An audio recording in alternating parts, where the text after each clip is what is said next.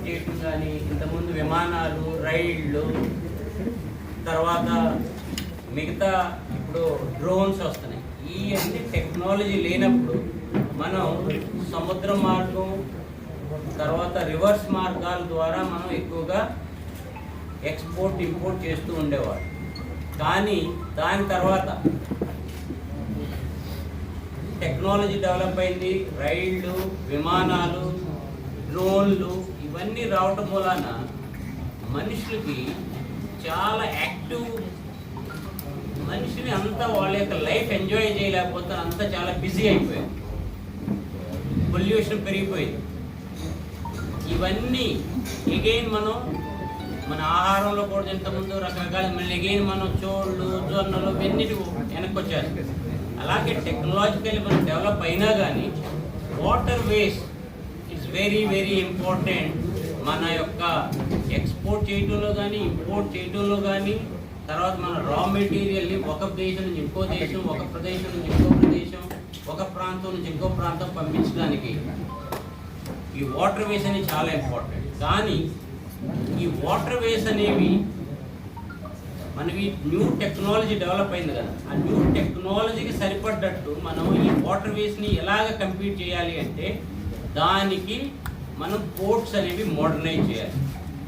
తర్వాత పోర్ట్స్లో technology, new technology తీసుకురావాలి. తర్వాత పోర్ట్స్కి మంచి కనెక్టివిటీ ఉండాలి. ఒక ప్లేస్ నుంచి ఇంకో ప్లేస్ కనెక్ట్ చేయాలంటే మంచి రోడ్ నెట్వర్క్ ఉండాలి, రైల్ నెట్వర్క్ ఉండాలి. తర్వాత మన పోర్ట్స్ని కూడా అధునాతనంగా టెక్నాలజీ ద్వారా డెవలప్ చేయాలి. అదే ఉద్దేశంతో మన ఈ సాగరమాల ప్రాజెక్ట్ పోర్ట్ని మోడర్నైజ్ చేయటం, తర్వాత కొత్త పోర్ట్లు కూడా డెవలప్ చేయడానికి, తర్వాత ఎలాగ మన పోర్ట్ని వేరే ప్రదేశాలతో వేరే వేరే మోడల్ ట్రాన్స్పోర్ట్ సిస్టమ్స్ ఎలా కనెక్ట్ చేయాలి, తర్వాత మన ఇండస్ట్రీస్ ఎలా డెవలప్ చేయాలి. ఇప్పుడు పోర్ట్ ఉంటేనే కదా ఇప్పుడు విశాఖపట్నం ఉంది. పోర్ట్ డెవలప్ అవడం వల్ల కదా సిటీ అంతా డెవలప్ అయింది. సో ఎలాగ మనం కొత్త కొత్త ఏరియాస్ని కొత్త పోర్ట్లు పెట్టి పోర్ట్ని డెవలప్ చేయొచ్చు, టౌన్స్ డెవలప్ చేయొచ్చు. ఇదే కాకుండా కమ్యూనిటీ డెవలప్మెంట్, ఎవరైతే కమ్యూనిటీస్ ఈ కోస్టల్ ఏరియాస్లో కానీ ఎక్కడ పోర్ట్స్ ఉన్న దగ్గర ఆ ప్రాంతంలో ఉన్న ప్రజలకు కూడా అభివృద్ధి చెందాలి. ఇది సాగరమాల యొక్క ముఖ్య ఉద్దేశం. అంటే మనం వాటర్ వేస్ని ఎక్కువగా ట్రాన్స్పోర్టేషన్కి వాడి మనకి 7,500 కిలోమీటర్ల కోస్ట్ లైన్ ఉంది. ఈ కోస్ట్ లైన్ని మనం ఏ విధంగా దేశం యొక్క అభివృద్ధికి, మన ప్రజలకి ఇంకా అభివృద్ధి చెందాలి అంటే, ఉద్యోగాలు రావాలి అంటే ఏ విధంగా మన పోర్ట్ని డెవలప్ చేయాలి. అందుకని పోర్ట్ మోడర్నైజేషన్ అండ్ కొత్త పోర్ట్లు డెవలప్ చేయటం, పోర్ట్స్కి కనెక్టివిటీ, తర్వాత కోస్టల్ కమ్యూనిటీ డెవలప్మెంట్, ఇవన్నీ సాగరమాల ప్రాజెక్టులో పెట్టారు. ఈ సాగరమాల ప్రాజెక్టులో మీరు పెట్టిన చూశారు కదా, ఇంత లాస్ట్ 2 years నుంచి మన ఈ సాగరమాల ప్రాజెక్ట్ ద్వారా 802 ప్రాజెక్టులు 5,54,00,000 కోట్లు, అంటే 5.54 lakhs crore ఇంప్లిమెంటేషను 2015 నుంచి 2035కి ఈ ప్రాజెక్టులో, సాగరమాల ప్రాజెక్టులో పెట్టారు. అదే కాకుండా 181 ప్రాజెక్టులు 94,712 కోట్లతో 223 ప్రాజెక్టులు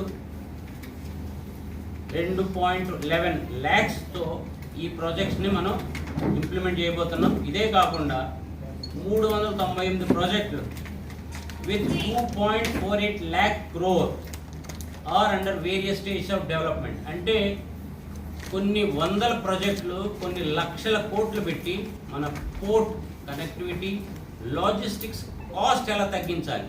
ఇప్పుడు మెయిన్గా ఏదన్నా ప్రాజెక్ట్ సక్సెస్ అవ్వాలి, ఏదైనా ఇండస్ట్రీ సక్సెస్ అవ్వాలంటే లాజిస్టిక్ కాస్ట్ని మనం తగ్గించాలి.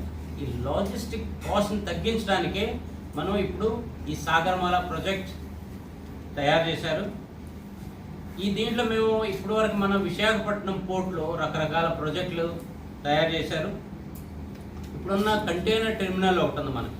ఆ కంటైనర్ టెర్మినల్ని 633 కోట్లు పెట్టి ఈ ప్రాజెక్ట్ దాన్ని కంప్లీట్ చేశారు. ఇదే కాకుండా ఐరన్ ఓర్ హ్యాండ్లింగ్ ఫెసిలిటీని 580 కోట్లు ఖర్చు పెట్టి దాన్ని కూడా పూర్తి చేశారు.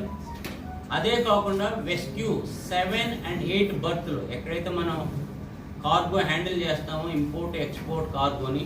అది 244 కోట్లతో దాన్ని కంప్లీట్ చేశారు. RFID gates, radio frequency identification device. ఇప్పుడు ఏదైనా ట్రక్ వెళ్తున్నప్పుడు దానికి ఒక చిప్ అటాచ్ చేసి ఉంటుంది. ఆ చిప్ చూడంగానే గేట్ ఓపెన్ అవుతూ వెళ్ళిపోతుంది. ఎందుకంటే టైం వేస్ట్ అవ్వకుండా మనకు one of the major ports ఈ RFID సిస్టమ్ని మనం ఇంట్రడ్యూస్ చేసి 8.49 కోట్లతో ఖర్చు పెట్టాం. మొబైల్ కంటైనర్ స్కానర్ ఒక 30 కోట్ల రూపాయలతో. ఏమన్నా కంటైనర్స్ వచ్చినప్పుడు ఆ కంటైనర్స్లో ఏం స్క్రాప్ కానీ మిగతా ఇంపోర్ట్ చేసినప్పుడు అవి సరిగ్గా ఉన్నాయా లేదా, as per rules or regulation, ఇంకా ఏమన్నా మెటీరియల్ ఇంపోర్ట్ చేస్తున్నారని ఒక కంటైనర్ స్కానర్ను కూడా మనం ఈ సాగరమాల ప్రాజెక్టులో చేసాం. ఇంకా మనకి షిప్లోంచి కార్గోని దించడానికి తర్వాత లోడ్ చేయడానికి HMCs, ఒక 2 HMCs కూడా మనం ఈ ప్రాజెక్టులో చేసాం. కోస్టల్ బర్త్ ఒక 45 కోట్లతో కోస్టల్ బర్త్ ఒకటి కన్స్ట్రక్ట్ చేశారు. ఇంకా మనం ఫ్లైఓవర్ బ్రిడ్జ్, ఇప్పుడు సీహార్స్ జంక్షన్ నుంచి డాక్ ఏరియాకి 250 కోట్ల రూపాయలతో ప్రపోజల్ ఉంది. NHAI DPR తయారు చేశారు. అది కూడా మనం ఎందుకంటే మనకి 13 రైల్వే ట్రాక్స్ ఉన్నాయి. ట్రక్స్ మూవ్ చేయాలంటే చాలా టైం పడుతుంది, ట్రాఫిక్ జామ్ అవుతుంది. అందుకని 250 కోట్లు ఇది DPR స్టేజ్లో ఉంది. తర్వాత extension of line number 11 to 15 railway యార్డ్ని అదొక 13 కోట్లతో పూర్తి చేశారు. మల్టీ మోడల్ లాజిస్టిక్ హబ్ మనకి కాంకార్ ఉంది కదా, అక్కడ 480 కోట్లు పెట్టి అది కంప్లీట్ చేశారు.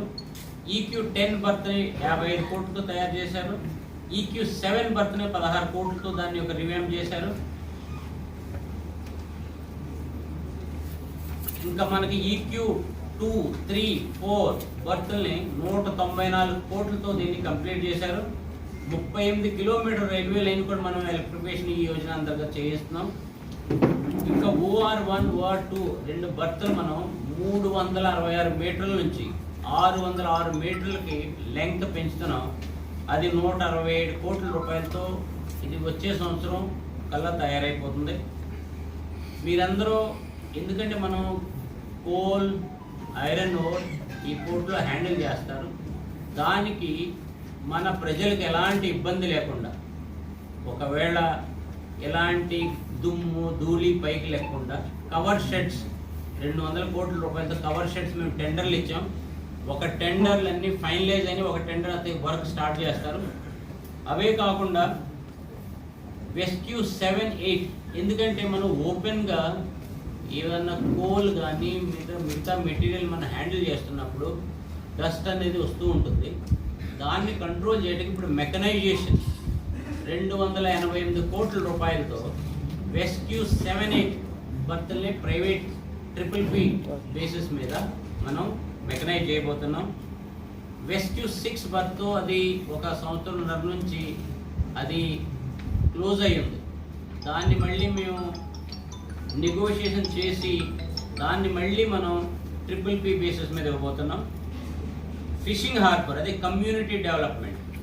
Fishing harbour, world class fishing హార్బర్ని మనం నెక్స్ట్ 1 ఇయర్లో తయారు చేయబోతున్నాం.